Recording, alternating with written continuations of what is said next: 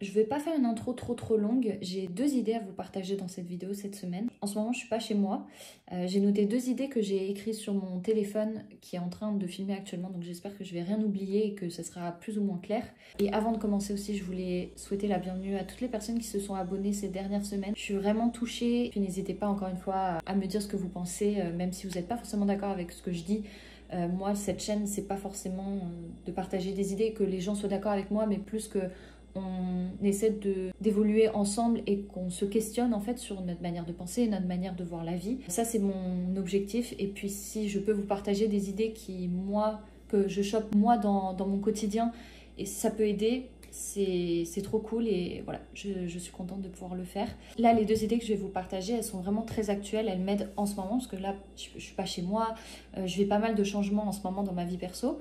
Et ces 2 idées-là, je les ai notées hier et elles m'aident vraiment beaucoup pour, encore une fois, c'est juste changer mes perspectives, changer ma perception de ce que je vis. Parce que très vite, quand on vit des choses qui sont désagréables, soit on se renferme, soit on a des mauvaises pensées, soit on peut s'apitoyer rapidement sur notre sort. Et moi là, ces 2 idées en tout cas, elles m'aident beaucoup. Donc si ça peut vous aider vous aussi, j'ai envie de les partager. La première idée, c'est que ton niveau de succès est proportionnel à ton niveau de développement personnel. Si tu veux être connu par exemple dans le monde, tu veux créer une chaîne YouTube, puis tu te dis j'aimerais vraiment voilà, avoir une chaîne YouTube qui marche avec plusieurs millions d'abonnés, j'en sais rien, ou plusieurs milliers en tout cas, ça implique des choses. Tu vas donc vivre beaucoup de joie, voilà, tu vas peut-être être admiré par certaines personnes, tu vas recevoir du soutien, tu vas aussi recevoir beaucoup de critiques.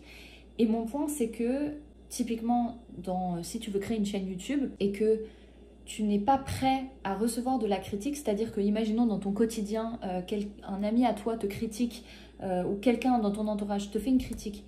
Si ça te met mal pendant une semaine, c'est sûr que ça va être difficile d'avoir une chaîne YouTube avec plusieurs milliers d'abonnés, parce qu'avoir une chaîne YouTube avec plusieurs milliers d'abonnés suppose aussi de la critique.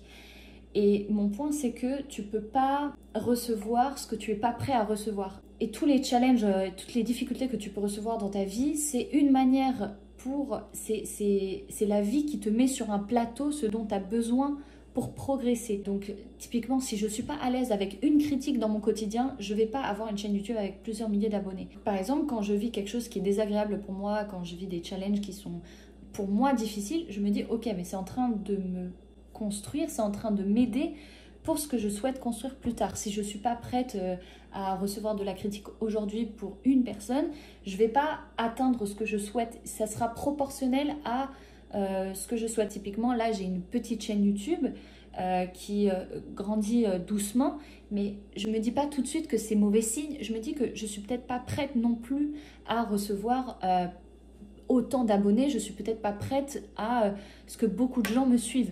Peut-être que c'est proportionnel à mon niveau, c'est proportionnel même à mon niveau de développement personnel. C'est pas une mauvaise chose. Et d'ailleurs, il y a beaucoup de créateurs et de grandes stars qui disent qu'elles ont réussi peut-être en fin de carrière, mais que ça a été la meilleure chose parce que peut-être elles n'auraient pas pu supporter toute la pression qu'elles auraient subie si ça avait été trop tôt. Donc parfois, certaines choses arrivent dans un certain timing parce que tu n'es pas forcément prêt à les recevoir. Et à l'inverse aussi, quand tu vis des choses qui sont difficiles, je veux croire que tu es prêt à les recevoir. Même si c'est difficile, même si c'est très désagréable et que tu n'as juste aucune envie de vivre ce que tu vis, si tu les vis en ce moment, c'est que même si c'est désagréable, c'est quelque chose que tu es prêt à surmonter. Tu as les épaules assez larges.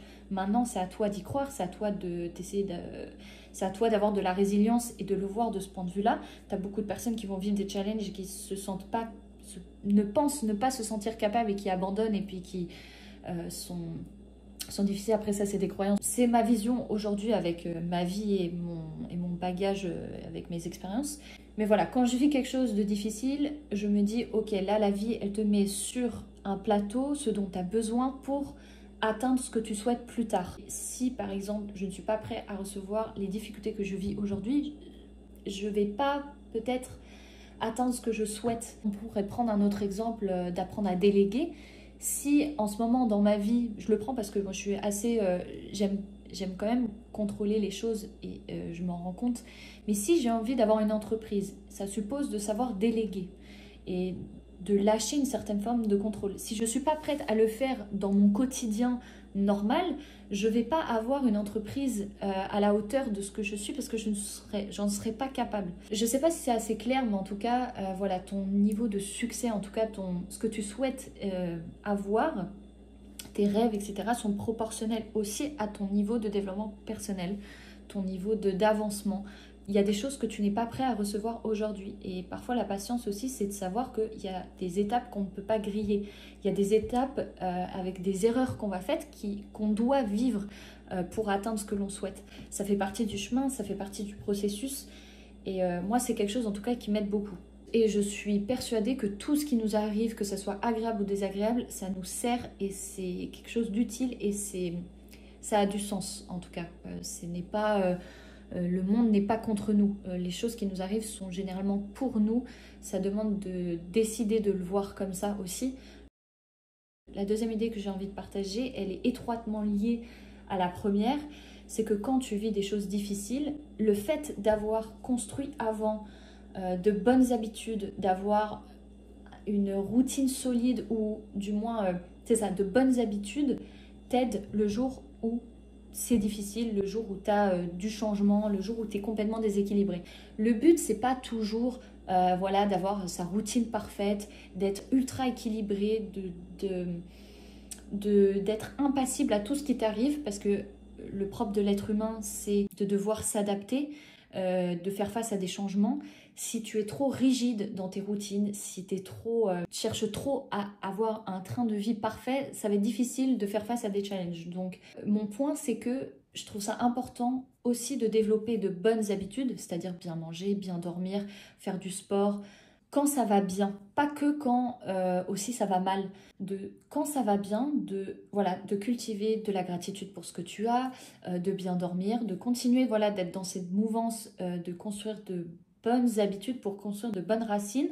Pour le jour où tu vis quelque chose de très difficile, où tu es complètement déséquilibré, tout ce que tu as construit avant t'aide pour ce qui est difficile. Ça ne veut pas dire qu'il faut être dans psychoter quand ça va bien et te dire voilà, faut faire attention parce que le jour où ça va mal, voilà, je suis en train de faire tout ça pour que ça m'aide le jour où ça va pas bien. C'est plus de se dire ok, ben là en fait je suis en train de construire de bonnes racines, de bonnes bases pour moi, pour mon futur, pour s'il m'arrive une merde, que je sois bien. Typiquement, là en ce moment, moi je vis beaucoup de changements. Je dors beaucoup moins bien qu'avant. Je n'ai pas forcément l'espace pour faire du sport. J'arrive pas à trouver en tout cas de l'espace pour faire du sport alors que c'est vraiment quelque chose qui est important pour moi. Je dois faire d'autres choses qui sont urgentes, importantes et c'est ok de ne pas faire de sport. Mais le fait d'avoir fait du sport avant, toutes ces dernières années, le fait d'avoir bien dormi, de m'être bien alimentée, bah là en ce moment où je mange moins bien, je fais pas beaucoup de sport, c'est pas très grave. Je suis en déséquilibre, mais j'ai tout le reste de mes bonnes habitudes qui m'aident en ce moment à tenir ce moment de déséquilibre. Pareil, encore une fois, je ne sais pas si c'est très clair, mais voilà, je pense que c'est comme avoir un matelas de sécurité dans ta gestion de finances personnelles. On met de l'argent de côté pour le jour où il se passe quelque chose de difficile, le jour où, je sais pas, ton ordinateur se pète la gueule, si imaginons tu peux plus, t'as plus d'ordinateur ou ta machine à laver explose, enfin je sais pas, c'est intense si elle explose, mais bref, si t'as un pépin, t'as de l'argent de côté, t'as un matelas de sécurité pour t'aider, bah, je trouve qu'on peut faire un peu la même chose avec les habitudes. En tout cas, c'est ce que j'ai ressenti là, pour moi, là en ce moment où je vis plein de changements, plein de déséquilibres dans ma vie. Je dors pas beaucoup, je mange pas très bien, je fais pas beaucoup de sport, mais le fait de l'avoir fait avant m'aide en ce moment pour gérer, même si j'ai pas un super train de vie. Et de toute manière, le but c'est pas de rester dans l'équilibre toujours, c'est de vivre pardon avec les moments de déséquilibre et de revenir à l'équilibre. C'est ça le plus important, c'est de revenir dans le jeu, revenir dans le game. Même si c'est difficile, même s'il y a un jour où tu rates voilà ce que tu voulais faire ou t'as pas suivi ta routine comme prévu, c'est ok de le faire une ou deux fois, c'est ok d'être en déséquilibre. Le jeu de la vie c'est de revenir à l'équilibre, de revenir dans le jeu, de revenir dans le game. C'est ça qui compte et la plupart des gens abandonnent mais reviennent pas dans le game. Et c'est ok de pas être parfait tout le temps, d'avoir de mauvaises journées. C'est pas ça le game, c'est de le plus souvent possible revenir dans le game, de revenir dans le jeu. Voilà, je crois que j'ai partagé tout ce que je voulais. J'espère que ça vous aura aidé, que cette petite vidéo, encore une fois, simple, enfin simple, spontanée comme d'habitude. Je me répète souvent, mais voilà, j'ai l'impression que ça vous plaît en tout cas. Je suis vraiment contente. Et c'est vraiment l'approche que j'osais pas trop suivre au départ. Je me disais, bah non, il faut que mes vidéos soient construites, que ça soit, enfin voilà, qu'il y a un fond particulier. Enfin, je me mettais vraiment plein plein de règles pour faire ces vidéos. Et finalement, le fait de m'être dit, mais en fait, ce qui est juste pour moi, c'est de faire des vidéos comme ça, quand je ressens que j'ai besoin de partager quelque chose.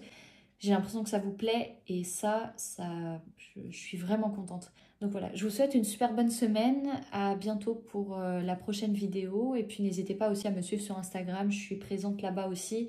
Et ma newsletter qui, comme d'hab, je vous partage voilà, des textes, des pensées simples dans la semaine. Encore une fois, c'est comme ces vidéos brutes, spontanées, mes pensées de la semaine. Donc voilà, je vous souhaite une super belle semaine et puis à bientôt.